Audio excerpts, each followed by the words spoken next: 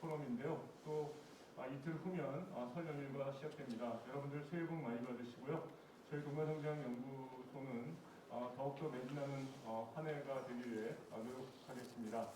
오늘 동반성장 포럼의 주제는요, 중소벤처기업을 운영하시거나 또는 또 중소벤처기업 관련된 업을 하시는 분들께는 굉장히 유익한 강연이 되지 않을까 그렇게 생각을 합니다. 오늘 93번째 동반성장 포럼의 주제는 2023 중소벤처기업 지원 정책 중진공을 중심으로 하는 주제로 중소벤처기업진흥공단의 이병철 상임이사님께서 강연을 해주시겠습니다. 그러면 강연을 듣기 전에요, 저희 동반성장연구소 정은찬 이사장님께서 나오셔서 인사 말씀해 주시겠습니다. 나오실 때 큰 박수로 맞이해주시기 바랍니다.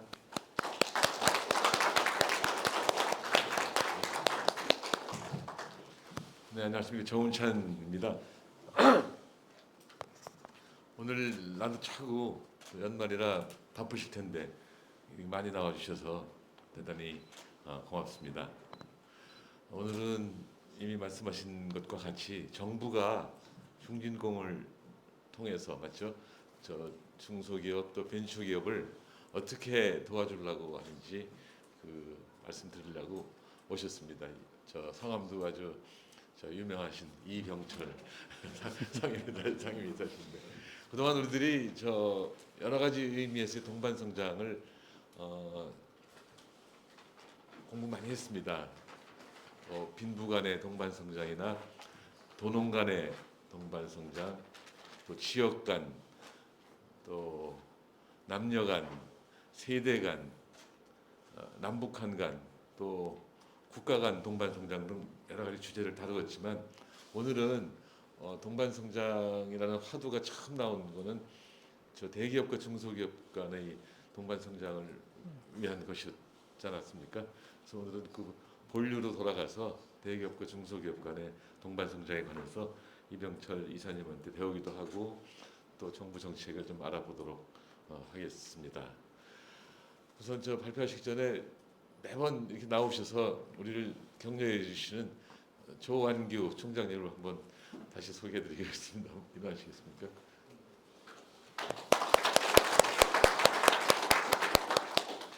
조 총장님은 80년대 후반이죠. 80년대 후반에 서울대학교 총장을 하셨습니다. 그래서 저보다 한참 위신데 물론 90을 훨씬 넘으셨어요. 선생님 95세요? 95세이세요? 그렇죠? 28년생. 그리고 요 위에 IBI라고 아마 International Vaccine Institute라고 대한민국에서는 UN 기구로서 아마 처음 생긴 건데 서울대학교 내에 있습니다만 거기서 고문도 하시고 또 전에는 아주 대표자도 하시고 그랬습니다. 선생님 고맙습니다. 또 올해도 복 많이 받으시기를 기원합니다. 자, 그럼 우리 이병철 상임이사님 모실까요? 박수로 환영해 주세요. 예, 반갑습니다.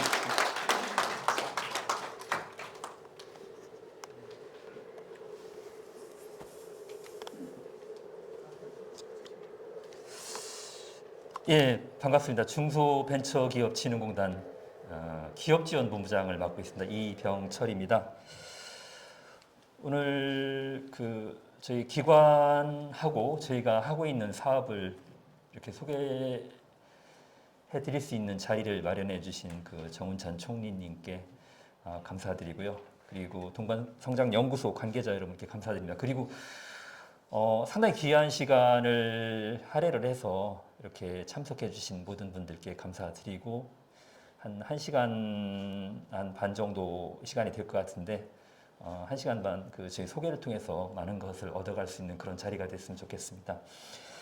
제가 강의 의뢰를 받고 동반성장 포럼 그동안 쭉 한 내용을 한번 살펴봤습니다. 2013년 5월부터 하셨더라고요. 5월부터 해가지고 총 92차례 이제 동반성장 포럼이 개최가 됐는데 거의 특별한 일이 없으면 매월 빠지지 않고 지금 개최를 하셨습니다. 강의를 해주신 한 분 한 분 면면을 보니까 대단하신 분들이 많더라고요. 상당히 부담도 많이 느꼈고요. 아까 총리님께서 말씀해 주셨듯이 다양한 그 지역이라든가 남녀라든가 세대라든가 뭐 남북이라든가 뭐 글로벌이라든가 이러한 다양한 주제로 해서 동반 성장에 대해서 포럼에서 다뤄졌던 것 같습니다.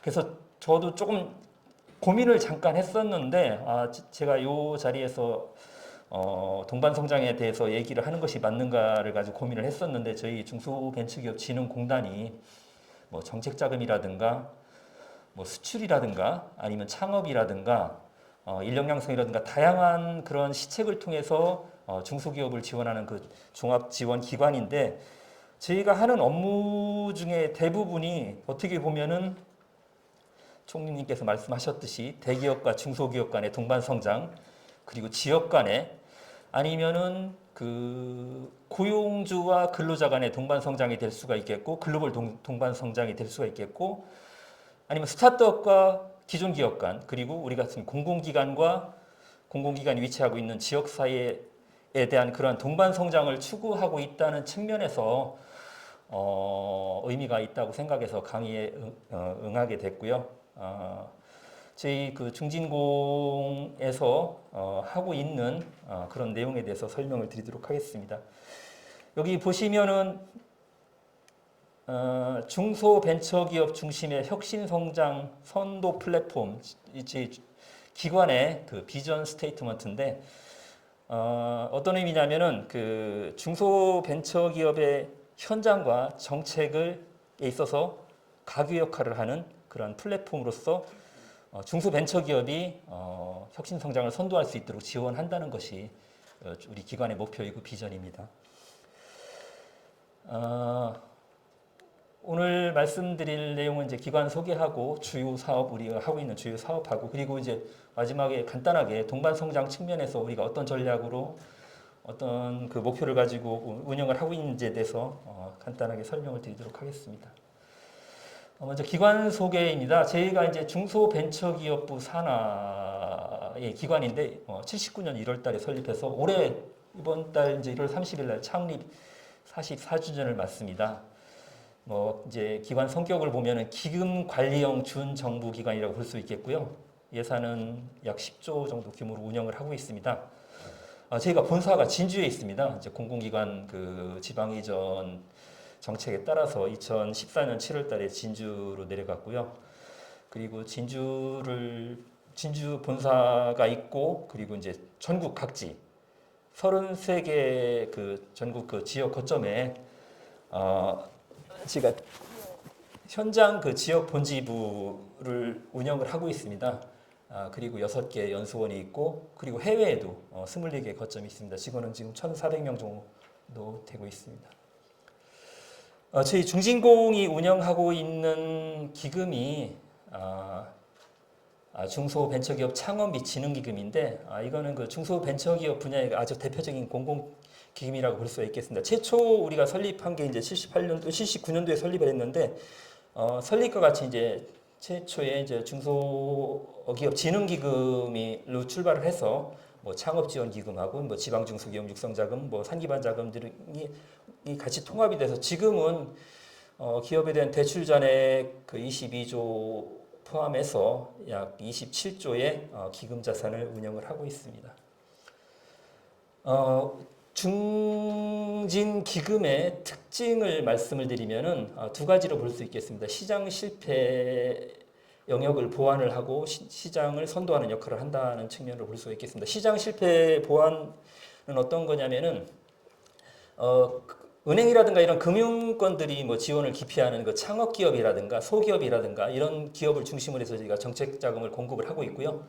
이걸 통해서 이제 경제의 안전판 역할을 수행한다는 것이 이제 시장 실패 보완 측면이고, 시장 선도 측면은 어떤 거냐면은 민간이 참여하기 어려운 부분이 있을 수 있습니다. 이제 리스크가 크거나 그런 부분에 대해서 집중 지원함으로써 이제 중소기업이 이제 부가가치를 창출할 수 있도록 지원한다고 볼 수가 있겠습니다. 그래서 저희는 뭐 이제 청년 CEO를 양성한다든가 아니면 투자하고 융자하고 복합해서 같이 지원을 한다든가 아니면은 뭐 실패한 중소기업이 재기할 수 있도록 지원한다든가 이런 거를 통해서 어떻게 보면 선행 투자 역할을 하면서 이제 마중물 역할을 한다는 것이 저희의 특징이라고 볼 수가 있겠습니다.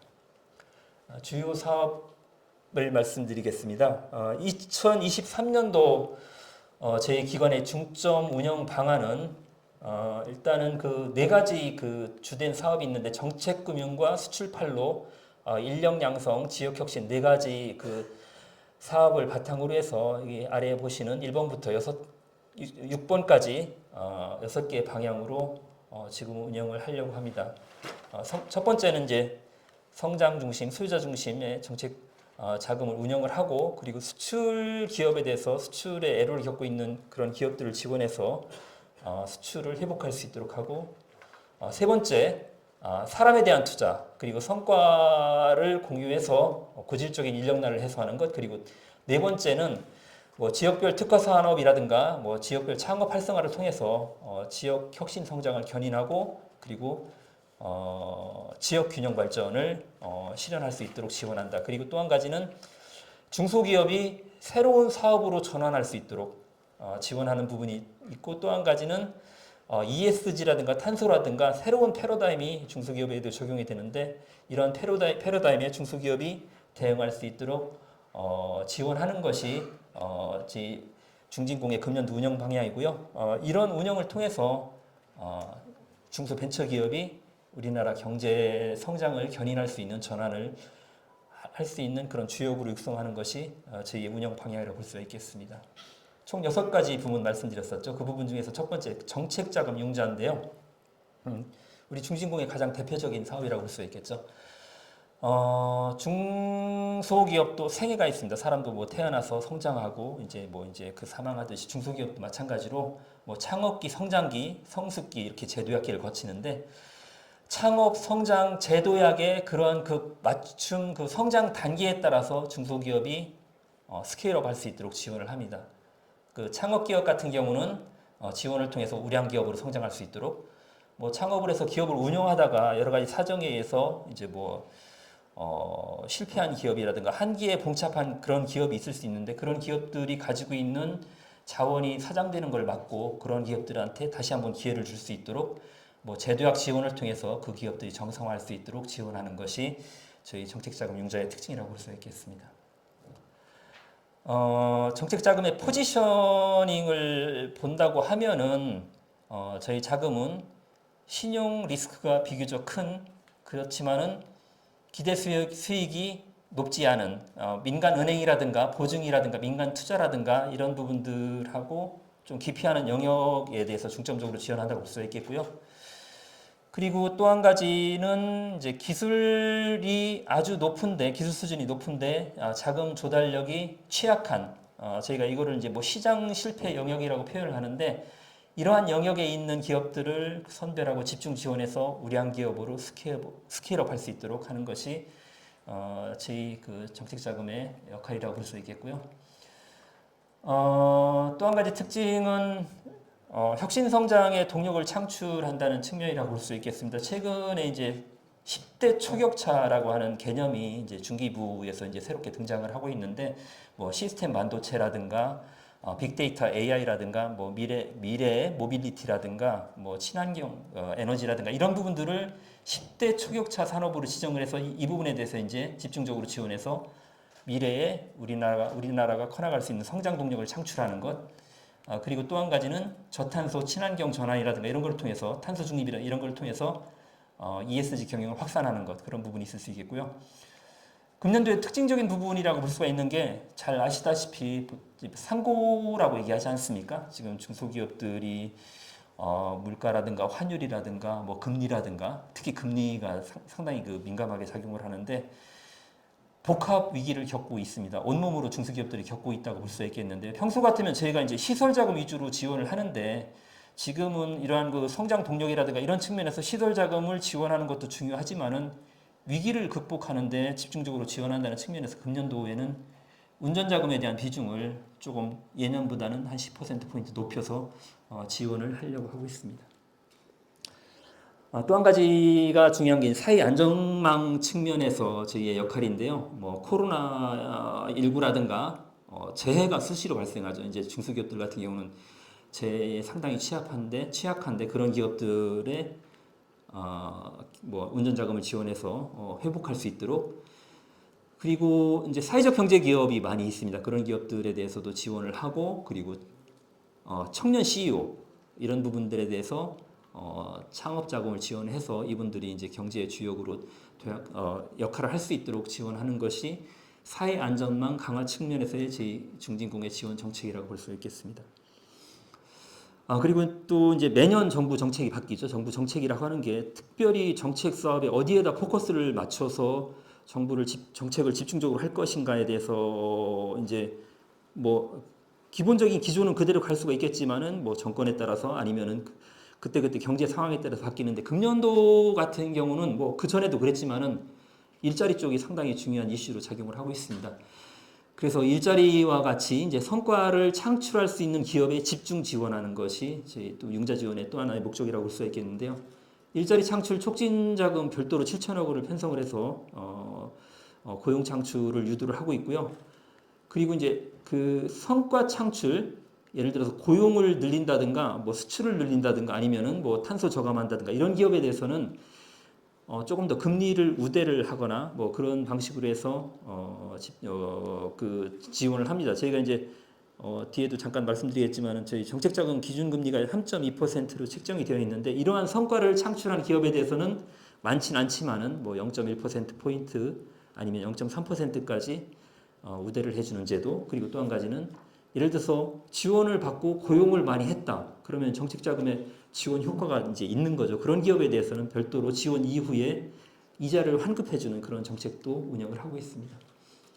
프로세스 측면에서도 많이 바꾸려고 하고 있습니다. 지금 뭐 코로나19의 영향이 있지만은 그 전체적인 그 지원 방식이 민간 금융에서도 상당히 많이 발전이 되어 있는데, 꼭 만나지 않고도 이렇게 지원할 수 있는 그런 방식으로 해서 제가 처음 상담할 때부터 뭐 이제 지역에 대해서 평가하고 대출 약정하고 하는 것들을 전부 디지털 비대면화를 하려고 하고 있습니다. 그래서 24시간 뭐 챗봇을 통해서 상담을 하거나 아니면은 지역 본지부를 방문하지 않고 이러한 뭐 자금을 신청하고 그리고 상담하고 이런 것들을 모바일 브랜치를 통해서 하는 것을 지금 상당히 많은 부분에 진전이 있었고요. 이거를 통해서 두 가지 효과가 있는 것 같아요. 저희가 뭐 정해진 예산이나 정해진 인력으로 상당히 많은 기업을 지원을 할 때 일단은 좀 더 조금 신속하게 지원할 수 있는 측면도 있고, 또 한 가지는 기업의 만족도도 상당히 높아지는 그런 효과가 있었습니다. 이게 이제 참고로 표시가 되는데, 저희 같은 경우는 지금 금년도 약 5조 규모로 정책 자금을 운영을 합니다. 상당히 아쉽습니다. 사실은 지금 기업인들이 체감하고 있는 지금 경제 상황은 어떻게 보면 IMF나 2008년도에 글로벌 금융위기나 그때보다 더 힘들다고 그렇게 얘기를 하고 계세요. 근데 제가 이제 글로벌 금융위기 때 2008년도하고 2009년도에도 기존에는 보통 3조 원 규모로 운영을 했었는데 2009년도 같은 경우는 예산을 2배로 늘려가지고 6조 원 규모로 그 운영을 했던 그런 경험이 있어서, 금년도에는 작년도부터 많은 노력을 했습니다. 예산을 좀 더 확충을 하려고 노력을 했었는데 안타깝게 예산은 뭐 많이 늘리지 못했고요. 뭐 추경을 기대를 하고 있고 추경을 편성을 하기 위해서 계속 노력을 하고 있습니다. 그래서 5조 원 규모로 운영을 하고 있고, 창업 기업이나 아니면 기존 기업을 대상으로 해서 시설 자금이나 운전 자금 형태로 지원을 하는데, 안타깝게도 저희가 이제 업체당 뭐 그 정책자금 공고상 최대 지원할 수 있는 것들은 뭐 이제 최대 100억 원까지 지원을 할 수가 있도록 되어 있는데, 실질적으로 그렇게는 하지 못하고요. 불가피하게 조금 쪼개서 드리는 그런 형태가 됩니다. 많은 기업이 혜택을 볼 수 있도록. 그래서 5조 원을 업체당 평균 뭐 2억 5천 정도 해가지고 한 2만 개의 기업 정도에 제가 지원을 하고 있고요. 그리고 지원 방식은 은행을 통해서 대출하는 것도 있지만 대부분 한 70% 이상은 저희가 중진공이 직접 대출하는 형태로 지원을 하고 있습니다. 금년도 대출 금리 같은 경우는 3.2%가 기준금리가 됩니다. 3.2%인데 거기에서 아까 말씀드렸던 그런 우대라든가 이런 것들 혜택을 받으면은 2% 후반대에서 이제 혜택을 그 융자를 받을 수가 있고요. 조금 더 금리가 가중이 된다고 해도 3% 중반이라서 지금 시중 금리가 최근 상당히 많이 올랐더라고요. 기준금리 자체도 지금 계속 올라가고 있는 추세고, 우량한 그런 그 중견기업들도 6% 후반 7%대의 금리를 활용을 하고 있기 때문에 시중금리보다는 반 이하의 금리를 적용을 받기 때문에 상당히 유리하다고 볼 수가 있겠습니다. 작년까지는 사실은 작년에 금리가 그렇게 빨리 급속도로 올라가는 그런 추세였음에도 불구하고 작년 12월까지는 저희가 기준금리를 2.3%를 적용했었습니다. 그런데 이건 뭐 빅스텝, 자이언트 스텝이라고 표현을 하는 것 그 이상으로 해서 그동안 우리가 분기 단위로 해가지고 금리를 조정을 하는데 한꺼번에 0.9% 포인트를 올린 적이 없었거든요. 저희는 빨리 그 정부에서 예산을 지원을 받는 것도 있지만은 채권 시장에서 채권을 조달해서 저희가 금리 정책 자금을 공급을 하고 있습니다. 지금 시장 금리가 워낙 높아지다 보니까 불가피하게 이렇게 되고 있는데 가능하면은 빨리 금리 수준이 시장 금리가 낮아져서 낮은 금리에서 예전과 같이 낮은 금리에서 정책 자금 공급할 수 있기를 지금 기대하고 있습니다.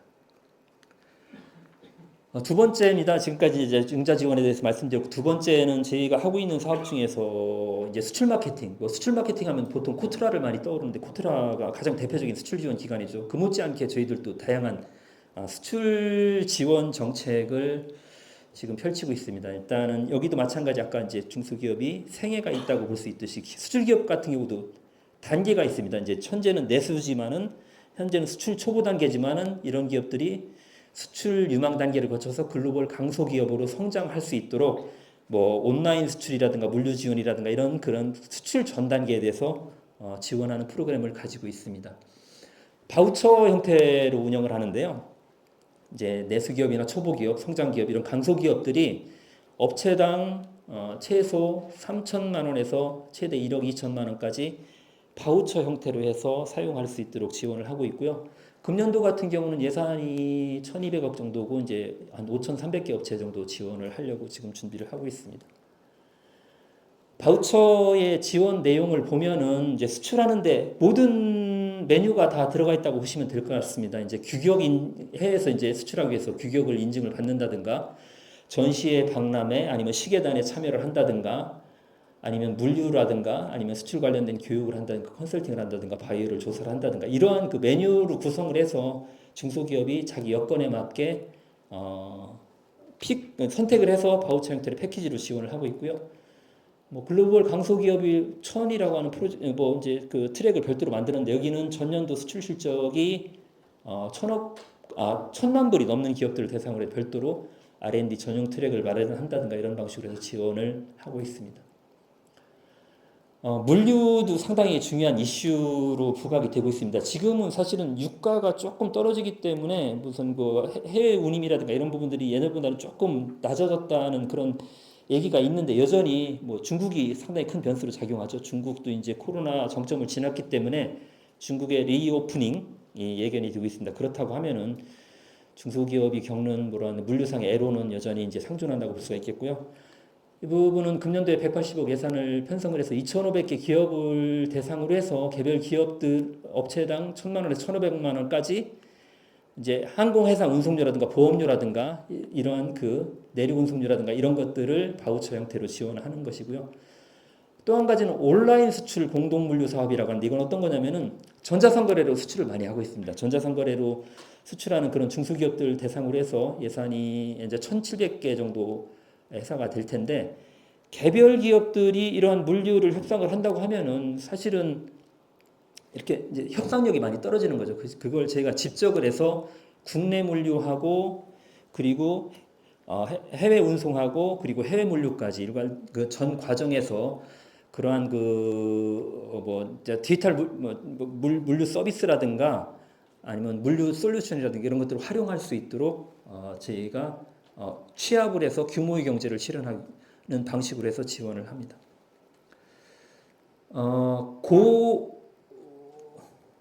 이제 고비즈 코리아라고 하는 브랜드가 있는데 온라인 수출 플랫폼입니다. 저희 이제 중진공의 브랜드로 정착이 되어 있는데 이러한 그 플랫폼을 통해서 중소기업이 이제 거기에 플랫폼에다가 상품을 등록하고 이렇게 검색하고 주문하고 일련의 프로세스를 진행을 할 수 있습니다. 이런 것들을 통해서 이제 중소기업이 해외에 있는 그런 B2B 바이어와 매칭할 수 있고 그리고 B2C 소비자에게 판매할 수 있는 그러한 저희가 이제 그 시스템을 만들어놨는데요. 이게 하나의 동반 성장하고 또 맞는 부분이 어떤 부분이 있냐면은 저희가 이제 ODA 사업이라고 있죠. 국가 간 개발 원조 사업이라고 하는데 ODA 사업을 해서 요게 성공 경험이라든가 이런 걸 바탕으로 해서 요거를 제가 베트남에 전수를 하고 있습니다. 지금 금년도부터 25년도까지 3년간 예산 70억을 편성을 해서 우리가 했던 이러한 모델을 베트남에 그대로 적용할 수 있도록 지금 컨설팅을 하고 있고요. 지금 진행이 되고 있습니다. 글로벌 동반 성장의 하나의 사례라고 볼 수가 있겠죠. 지금 B2B 같은 경우는 뭐 상품 페이지를 제작을 한다든가 온라인 홍보 마케팅을 한다든가 아니면 진성 바이어를 발굴해서 매칭한다든가 아니면은 그러한 그 국내 우수 제품을 소싱해서 양방향 교역을 한다든가 이런 것들이 이제 온라인 수출 플랫폼 B2B 형태라고 볼 수 있겠고요. B2C 이제 직접 거래를 하는 거죠. 해외에 있는 그러한 그 엔드 유저를 대상으로 해서 직접 거래를 하는 부분이 어떤 거냐면은 글로벌 쇼핑몰에 입점할 수 있도록 하는 것입니다. 미국 같은 경우는 아마존, 이베이가 있겠고, 중국은 타오바오, 뭐 일본은 락텐인가요? 그리고 이제 동남아는 쇼피하고 큐텐이라고 하는 아주 이제 그 대규모의 글로벌 쇼핑몰이 있는데 그러한 쇼핑몰에 입점해서 판매할 수 있도록 전 과정을 지원을 하고요. 그리고 자사몰 진출이 있는데 기업이 자사 쇼핑몰에 이제 글로벌 쇼핑몰로 성장할 수 있도록 그런 전 과정, 그러니까 뭐 쇼핑몰 리뉴얼이라든가 물류 시스템이라든가 홍보라든가 아니면 결제 서비스라든가 이런 데 필요한 비용을 지원을 합니다. 글로벌 쇼핑몰 입점 같은 경우는 지금 금년도에는 1350개가 예정이 되어 있고요. 자사몰 같은 경우는 105개 지원을 할 계획입니다. 제가 해외 거점이 많이 있습니다. 코트라는 뭐 해외 무역관이 이제 뭐 좀 130개 정도 되는데 저희들도 그 정도까지는 아니지만은 글로벌 비즈니스 센터를 해외 주요 교역 거점에 설치를 하고 있습니다. 지금 중국이나 미국 그리고 베트남, 독일 같은 곳 총 12곳에 20개소를 설치를 하고 있는데 뭐냐면은 그 인큐베이터 형태예요. 중소기업들 같은 경우는 최초에 자기들이 해외에 사무소를 내고 해외에서 비즈니스를 하기 위해서는 경험도 없고 비용도 많이 들고 그렇기 때문에 그런 기업들이 해외에 가서 자기 지사 같은 역할을 할 수 있도록 저희가 서비스를 제공을 하는 거고요. 독립사무소 사무 공간도 제공하고 자문도 해주고 현지에 파견된 직원이나 현지에 있는 채용한 직원을 통해서 컨설팅도 해주고 그리고 현지에서 현지화할 수 있도록 판로 지원하는 그런 업무를 지금 하고 있습니다. 그래서 지금 공시 총 한 뭐 267개 규모로 되어 있고요. 여기 이제 해외 거점을 표시를 한 거고 아까 말씀드렸듯이 이게 이제 글로벌 비즈니스 센터고 그거와는 별도로 최근에 이제 KSC 코리아 스타트업 센터가 있는데 프랑스의 파리하고 그리고 미국의 시애틀 그리고 싱가포르 세 곳에 이제 KSC를 만들어서 여기에서는 주로 글로벌 창업이라든가 글로벌 그 투자 유치라든가 이런 부분에 포커스를 맞춰서 지원을 하고 있습니다. 인력 양성 쪽하고 창업 쪽에서도 저희가 상당히 그 전문성이 있고 성과를 내고 있는 부분이라고 볼 수가 있겠는데요. 중진공의 인력 양성 플랫폼은 이 4단계, 4가지로 구성이 됐다고 볼 수 있겠습니다. 첫 번째는 그 맞춤형 인력 양성을 통해서 중소 벤처 기업으로의 인력 유입을 확대를 하고 그리고 또 한 가지는 그 취업 지원을 통해서 이제 일자리의 미스매칭이라든가 이런 것들을 해소를 하고 또 한 가지는 연수를 통해서 중소기업에 근무하고 있는 재직자나 그리고 쭉 경영자의 그런 역량을 강화하는 것 그리고 또 한 가지는 공제사업을 저희가 운영을 하고 있는데 이거를 통해서 중소기업 근로자의 자산 형성을 지원하고 그거를 통해서 거기에 근무하는 직원들이 오랫동안 장기 재직할 수 있도록 하는 것이 4가지 축이라고 볼 수 있겠습니다. 인력 양성 부분입니다. 인력 양성 부분은 이제 인력난을 겪고 있는 이제 중소기업을 위해서 이제 특성화고 첫 번째 특성화고인데 특성화고 이제 그 신산업 분야가 있죠. 이제 그 반도체라든가 소프트웨어 그 AI라든가 소프트웨어라든가 이런 부분에 그 신산업 분야의 그 전문 인력을 양성을 해서 이러한 분들이 중소기업에 갈 수 있도록 그래서 제가 2016년부터 해서 연간 한 8,000명 정도 이제 특성화고 인력을 양성을 하고 있고요. 취업률이 한 70% 이상 나오는 것으로 조사가 됐습니다. 그리고 중소기업 계약학과는 어떤 거냐면 지금 여기는 중소기업에 재직하고 있는 직원들을 대상으로 하고 있는데 지역에 있는 그런 거점 대학들이 지역 특화 산업이라든가 지역 전략 산업에 필요한 그러한 그 인력들, 그러한 인력들의 그 기술력이라든가 이런 것들을 향상하기 위해서 대학하고 계약해서 운영을 하고 있고요. 총 50개 과로 해서 연간 2,000명 정도를 배출을 하고 있습니다. 이런 것들을 통해서 이제 중소기업의 그러한 그 취업난이라든가 이런 것들을 해소를 하고 중소기업에 근무하고 있는 핵심 인력의 기술 역량을 향상시키는 그런 그 역할을 하고 있습니다. 그리고 또 이제 그 전형적으로 지금 미스매치가 이루어지고 있는 일자리입니다. 뭐 이제 그 취업난이 있다고 하는데 또 구직난이 또 상존하고 있고 이런 미스매치를 해소하기 위해서 저희가 이제 17개 지역 거점에 기업 인력 애로센터를 운영을 하고 있는데 거기에서 이제 그 구직을 하고자 하는 사람들의 직무 교육이라든가 컨설팅이라든가 이런 걸 통해서 이제 기업하고 매칭하는 역할을 합니다. 그래서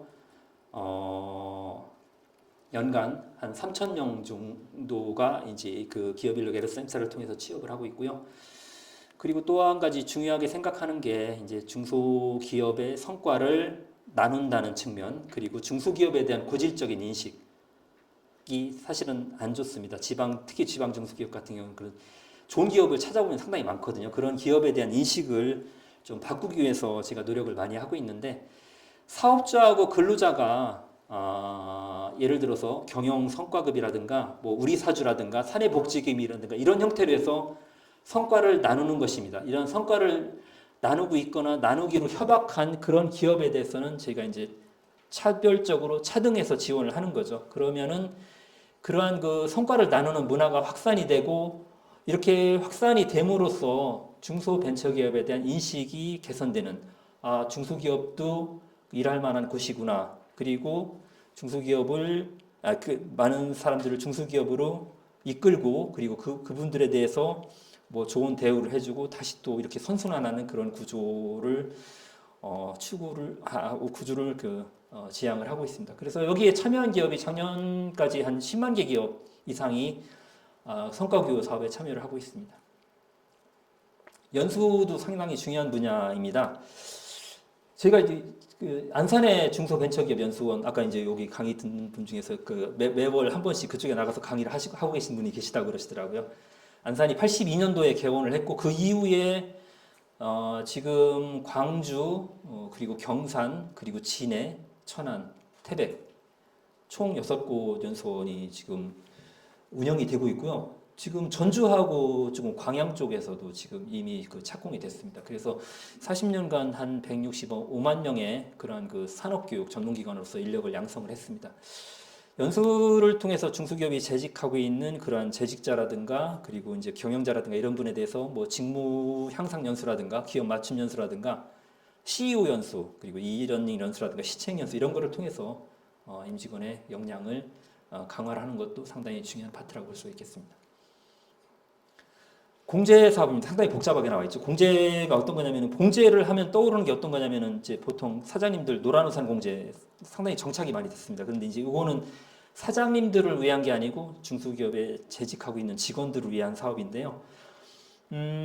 중소기업이 겪고 있는 문제점이 어떤 거냐면은 그 대기업하고 비교해서 처우가 상당히 차이가 많습니다. 그러다 보니까 오래 머무르지 않습니다. 그러다 보니까 이제 숙련된 기술이라든가 이런 것들이 이제 사장되는 그런 문제점이 있기 때문에 젊은 그런 핵심 인력들이 기업으로 올 수 있고 기업에서 오랫동안 있을 수 있고 그리고 우수한 인력들을 오랫동안 기업에 있도록 하게 하기 위해서 저희가 이제 내일 공제 사업을 운영을 하고 있는데 이건 어떤 거냐면은 그 공제 부금을 납부를 하는데 납부를 누가 하냐면은 국가에서 3분의 1 그리고 기업이 3분의 1 그리고 근로자가 3분의 1 해서 목돈 자산 형성을 할 수 있도록 지원을 하고 이를 통해서 이제 장기 재직을 유도하는 그런 형태가 됩니다. 여러 가지 형태가 있는데 뭐 대표적인 사례가 이제 직원이 5년 동안 근속을 하면은 자기는 5년 동안 연간 이제 600만 원 납부를 하면은 600 그렇죠. 자기 3분의 1만 납부하고 이제 3천만 원을 이제 받을 수 있는 공제 기금으로서 받을 수 있는 그런 효과가 있고요. 제가 2014년 8월부터 해서 지금까지 운영을 하고 있는데 여기 공제 혜택을 받은 이제 인원수가 이제 81만 6천 명이고요. 누적 부금도 9조 3천억에 달하고 있고, 그리고 공제에 가입한 직원의 평균 재직 기간을 따져보니까 2.1배더라고 어느 정도 이제 정책의 효과가 나타난 것으로 보이고 있고요. 그리고 또 한 가지, 우리 그 다른 나라에 비해서 우리 중소기업의 재직자들의 이제 급여 수준, 처우 수준이 상당히 안 좋습니다. 숫자로 보면은 64.6% 수준이라고 그러더라고요. 그런데 체감하는 거는 사실은 그 이하인 것 같더라고요. 돌아다니면서 보면은. 그런데 공제에 가입한 그런 직원들 같은 경우는 64.6%가 77.2%로 올라가는, 뭐 12.6% 개선 효과가 있는 것으로 나타났고요.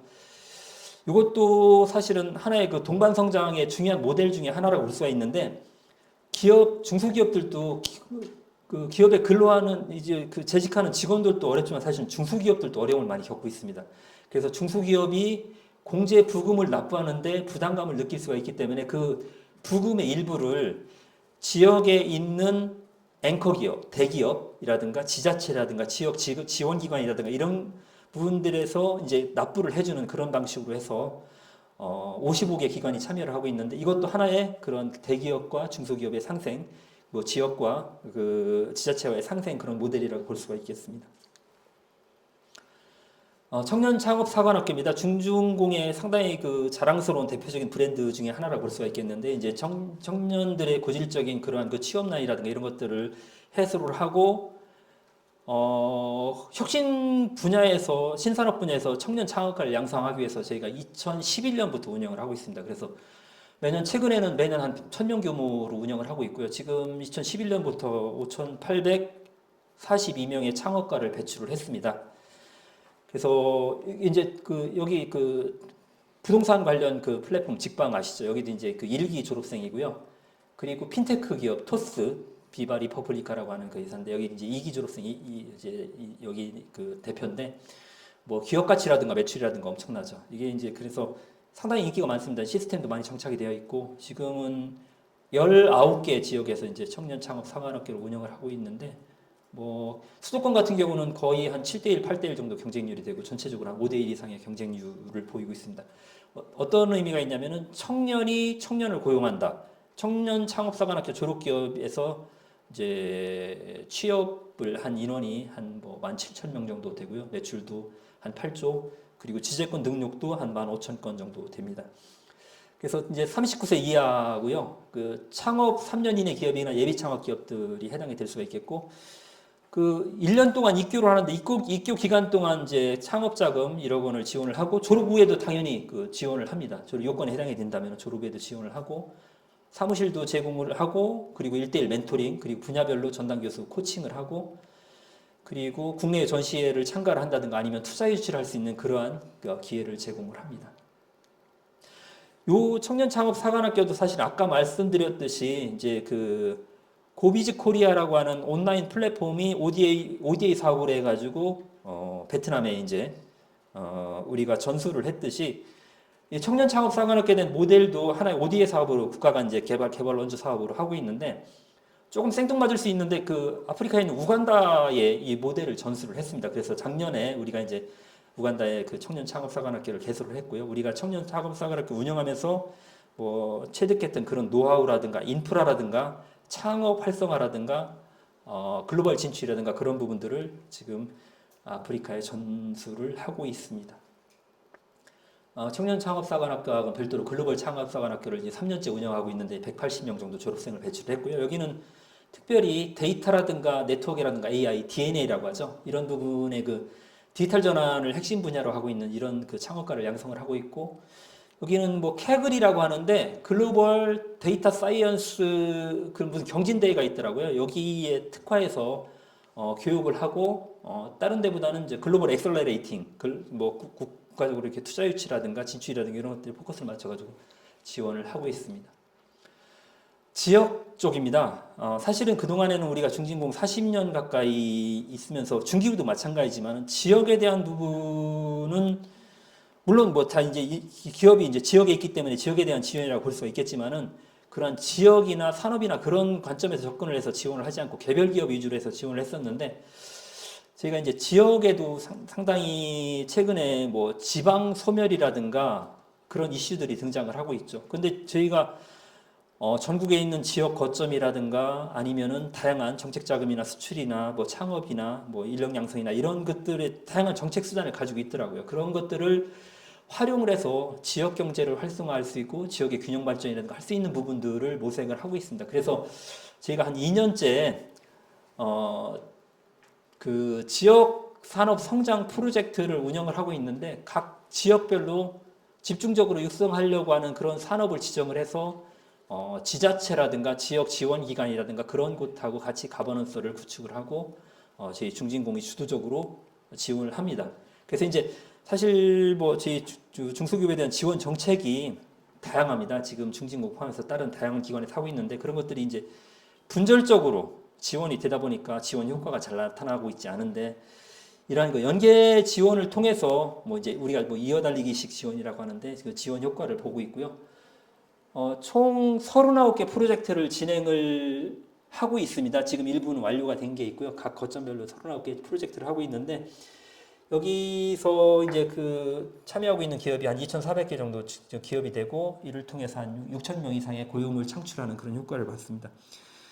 최근에는 사실은 어떻게 보면은 그 중기부 이제 저희가 이제 중기부 산하기관인데 중기부는 지역 정책에 있어서 약간 미온적인 태도였었던 것 같은데 보통 일반적으로 지역 정책을 얘기를 많이 지역 산업 정책을 얘기를 할 때는 행안부라든가 산업부라든가 그쪽이 되게 주도적이었고 예산도 많이 편성이 됐습니다. 그런데 최근에 행안부나 산업부에서 저희 이제 중진공을 많이 찾고 있는데 이게 지역 그 성장 프로젝트가 이제 대외적으로 좀 알려지다 보니까 역시 지역 경제를 활성화할 수 있는 키를 쥐고 있는 것들은 일자리라는 것에 인식을 같이 하고 있는 것 같습니다. 그래서 이제 일자리를 창출을 하기 위해서는 기업 일자리를 만들어낼 수 있는 기업을 지원하는 것이 우선이 되겠고 그런 측면에서 우리 중진공이 가지고 있는 그러한 역량이나 그런 거점이나 이런 것들이 그리고 성공 경험이라든가 이런 것들이 상당히 효과가 있는 것 같아서 최근은 매주 뭐 이제 행안부 산업부와 같이 협의를 하고 있고 뭐 이제 가시적인 성과를 도출을 하기 위해서 노력하고 있습니다.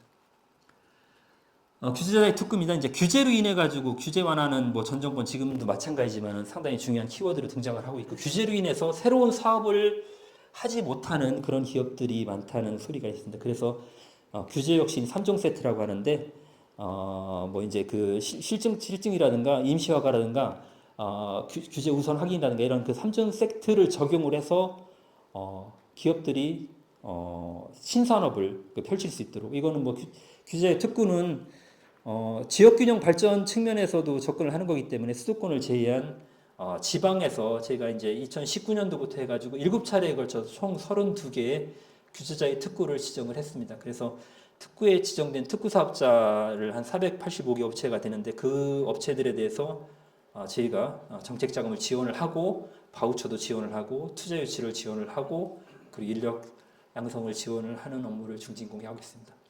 그래서 그건 규제자의 특구는 이제 로컬 이제 지방 개념인데 이제 글로벌을 추구를 합니다. 이제 그 규제자의 특구를 기반으로 해서 그런 기업들이 해외에 진출할 수 있도록 글로벌을 진출할 수 있도록 그 해외 진출을 조건으로 해서 실증 특례를 부여를 한다든가 아니면 신산업 실증을 하기 위해서 테스트 베드를 뭐 인프라를 구축한다든가 인재를 양성한다든가 글로벌 네트워크를 지원한다든가 하는 이 사업 글로벌 혁신 특구를 뭐 중소벤처기업부의 금년도 1호 대책으로 해서 지금 준비를 하고 있고요. 금년도에 시범적으로 1개 내지 2개의 글로벌 혁신 특구를 지정을 하고 내년부터 본사업으로 추진을 할 계획입니다. 5번째입니다. 이제 새로운 사업의 사업 전환 지원입니다.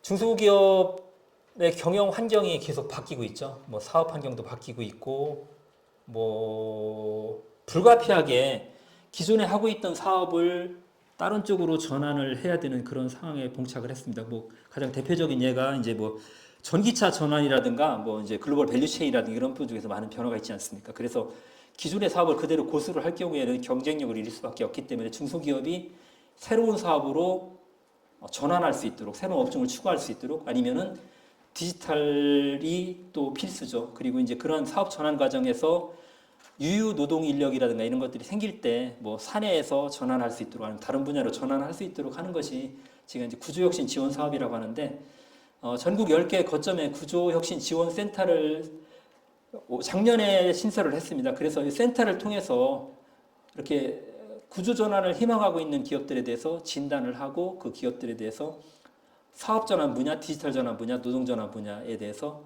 세부 컨설팅을 무료로 기업이 부담하지 않고 할 수 있도록 합니다. 그래서 이제 컨설팅 결과에 따라서 이제 사업 전환 같은 경우는 당연히 사업 전환하면은 이제 그 전환한 사업에서 새로운 사업을 하기 위해서는 운전 자금이라든가 시설 자금이라든가 필요하기 때문에 자금을 지원을 하고 있고, 뭐 노동 전환이나 디지털 전환에 있어서도 일단은 그 우리 중기부 말고 고용노동부라든가 그런 지원 제도까지 연계해서 활용할 수 있도록 안내를 해주고 있습니다. 비슷한 맥락에서 이제 선제적 구조 개선 프로그램인데요.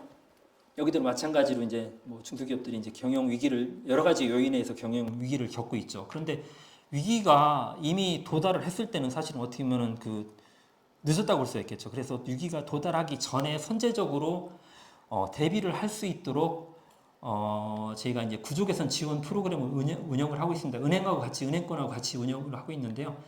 구조 개선 진단을 통해서 회계법인하고 같이 경영 개선 계획을 수립을 합니다. 그래서 이제 협력은행과 같이 공동으로 해서 뭐 같이 공동용 협조용자가 될 수 있겠죠. 이제 그 신규 자금을 지원한다든가 만기를 연장한다든가 뭐 채무 조정을 한다든가 금리를 인하한다든가 이런 거를 통해서 기업들이 이제 경영 정상화를 할 수 있도록 지원하는 프로그램도 운영을 하고 있습니다.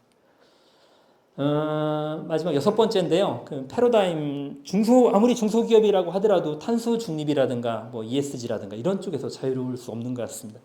그래서 이제 중소기업을 위한 저희가 탄소 중립에 관련된 프로그램을 운영을 하고 있는데, 여기는 뭐 제조업이 해당이 될 수가 있겠죠. 제조 중소기업의 공정별, 뭐 장비별 그런 에너지 사용 현황이라든가 이런 것들을 분석해서 탄소를 어떻게 하면 저감할 수 있는지 그 방안을 마련을 하고, 구체적으로 이제 사후 컨설팅으로 연결을 하고 설비 도입이라든가 정책 자금이라든가 이런 쪽으로 연계를 해주고 있습니다. 그리고 ESG도 상당히 중요한 화두 중에 하나죠. 일단 뭐 이제 ESG는 대기업에만 해당이 되는 게 아닌가, 뭐 아니면 수출 기업에만 해당이 되는 게 아닌가 그렇게 생각을 할 수가 있는데, 최근에는 대기업에 하고 거래하는 중소기업에 대해서도 ESG 이 경영을 요구를 하고 있고요. 그리고 글로벌 밸류체인에 참가하는 그런 기업들도 불가피하게 ESG를 환경을 갖춰야 됩니다. 그런데 중소기업들 같은 경우는 사실은 ESG에 대응할 수 있는 역량이라든가 인식이라든가 이런 게 자체가 부족하기 때문에, 그리고 대기업을 위해서 만드는 것들은 사실은 몸에 안 맞는 그런 옷이라고 볼 수가 있겠습니다. 그래서 중소기업에 맞는 그러한 그 ESG 그 진단 그런 것들을 시스템을 만들어서 우리 기업에 맞는 그런 ESG 수준을 파악을 하고, 그리고 맞춤형 솔루션을 제공을 하는데, 뭐 ESG에 관련된 인증을 취득을 한다든가 아니면은 ESG에 관련된 실사에 대응한다든가 아니면 그 기업 내에 ESG 관련된 인력을 양성한다든가 그런 식으로 제가 대비할 수 있도록 지원을 하고 있습니다. 일단 6가지 측면에서 말씀을 드렸고요. 여기는 앞에 나와 있던 그런 내용의 반복이라고 볼 수가 있겠는데, 제가 이제 동반성장 측면에서 저희도 나름대로 이제 평가를 받고 있습니다. 이제 우리 중진국뿐만 아니라 모든 공공기관이 이제 동반성장을 상당히 중요한 영역이라고 판단해서 이제 기관 경영 평가를 할 때 받고 있는데, 저희 나름대로 평가를 대비해서 저희가 이제 전략을 수립을 했는데, 일단 3가지 측면에서 혁신성장 지원을 통해서 동반성장의 기반을 강화를 하고, 그리고 공정경제나 탄소중립을 통해서 동반성장의 문화를 확산을 하고, 그리고 경영혁신을 통해서 동반성장을 내재한다는 것이 저희 그 동반성장의 전략이라고 볼 수 있겠고, 이런 것들을 통해서 동반성장을 우리 자체도 하지만은 기업의 동반성장을 선도하는 그런 기관으로 도약하는 것을 목표로 설정을 했습니다. 첫 번째 이제 혁신성장을 통한 동반성장 기반 강화 측면입니다. 아까도 말씀드렸듯이 지역 중소기업의 생태계 조성 측면에서 저희가 이제 지역산업 성장 프로젝트를 운영을 하고 있고요. 그리고 중소벤처기업의 생산성을 높여주기 위해서 글로벌 혁신 특구라든가 투자자의 특구라든가 이런 쪽을 운영을 해가지고 이제 지역이 신산업의 거점이 될 수 있도록 지원을 하고 있습니다. 그리고 이제 산업 분야에 있어서 전문 인력을 특성화고라든가 계약학과라든가 기술사관이라든가 이런 걸 통해 가지고 전문 인력을 양성을 하고 벤처기업을 활성화하는 것이 하나의 그 기반 강화 측면에서의 지원이라고 볼 수 있겠습니다. 두 번째는 공정경제하고 그리고 이제 탄소 중립에 관련된 동반성장의 문화를 확산을 하고 있습니다. 저희가 아까 모두에도 말씀드렸지만 저희 본사가 지금 경남 진주에 있는데 진주에 이제 지수초등학교라고 있는데 여기가 잘 아시다시피 우리나라의 대표적인 그 대기업이죠. 삼성하고 LG하고 효성의 창업주가 그 졸업한 초등학교더라고요. 그래서 이제 하나의 지금은 폐교를 했습니다. 이제 워낙 이제 아동 인구가 줄어들다 보니까 그래서 거기에 그 지수초등학교 터에다가 저희가 이제 그 진주시하고 같이 그 협력해서 K 기업가 정신 센터를 설립을 했습니다. 이분들이 가지고 있는 그런 기업가 정신에 대한 모델을 확산을 하고 기업가 정신을 교육하는 그러한 것들을 통해서 전반적으로 중소기업에 대한 인식이라든가 이런 것들 개선을 하려고 노력을 하고 있고요. ESG 진단이라든가 ESG 컨설팅 활동 지원을 하고 있는 부분이고 아까 말씀드렸듯이 상생형 대기업이나 지자체나 공공기관과 같이 상생할 수 있는 그런 그 공제제도를 운영을 통해서 중소기업에 이제 그 장기재직을 지원한다는 측면, 탄소 중립에 대한 그 진단 기반으로 해서 관련된 대출을 지원하고 금리 인센티브를 제공하는 측면이 하나의 문화 확산 측면이라고 볼 수 있겠고요. 세 번째는 이제 동반 성장을 내재화하는 측면이고요. 여기가 이제 우리가 스마트 제조 혁신 시스템, 중소기업들도 이제 디지털 전환이라든가 그런 쪽이 그 필수적이기 때문에 그 디지털 전환에 필요한 그 스마트 공장 전문 인력을 집중적으로 양성을 하고 있고, 구조 혁신 아까 말씀드렸었죠. 이제 산업 구조 전환에 대비해서 기업들이 사업을 전환할 수 있도록 디지털 전환할 수 있도록 노동 전환할 수 있도록 지원하는 것이 동반 성장의 내재화에 관련된 부분이라고 볼 수 있겠습니다. 그래서 이제 다 말씀드렸고요. 이게 이제 저희 그 중진공의 39개 거점입니다. 39개 거점이고 33개 이제 지역 본지부 거점이고요. 여기를 통해서 제가 말씀드렸던 그러한 내용들을 지원을 하고 있고요.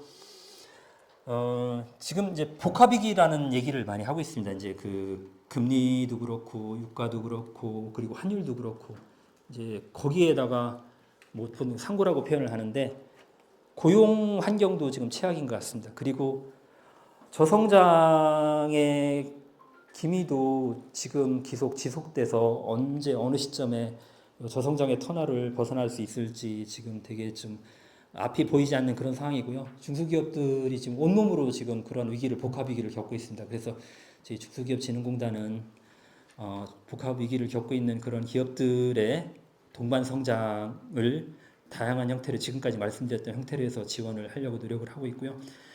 지금 상당히 빠른 속도로 해서 여러 가지를 말씀드렸었는데 들으시면은 중소벤처기업진흥공단이라는 곳이 어떻게 보면은 R&D하고 보증을 제외한 중소기업에 관련된 모든 지원 분야를 하고 있다고 느껴지실 겁니다.